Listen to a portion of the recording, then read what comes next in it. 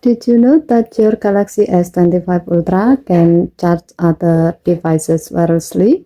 Yes, you can use it like a mini power bank for your Galaxy Watch, earbud, or even another phone. Let's see how to use wireless power sharing and a few things to keep in mind before you start.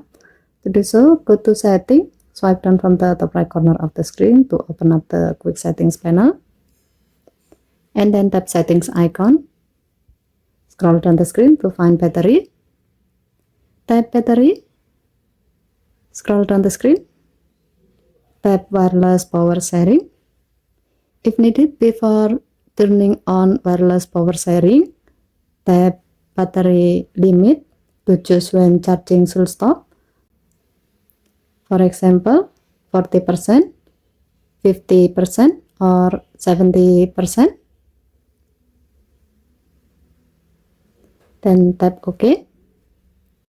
Turn on wireless power sharing. Now place the center back of your S25 Ultra against another key compatible device, for example, a Galaxy Watch, to start charging. As you can see, the watch start charging. As a note, wireless power sharing stop automatically when you make or receive calls or use the camera. This feature works with most key compatible devices, though charging speed might vary.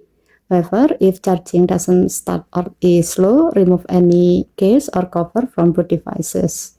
So whenever your friend's phone or your smartwatch runs slow, just flip your Galaxy S25 Ultra over and share some power, no cables needed. Okay, thank you for watching. Please help to like and subscribe. Have a nice day.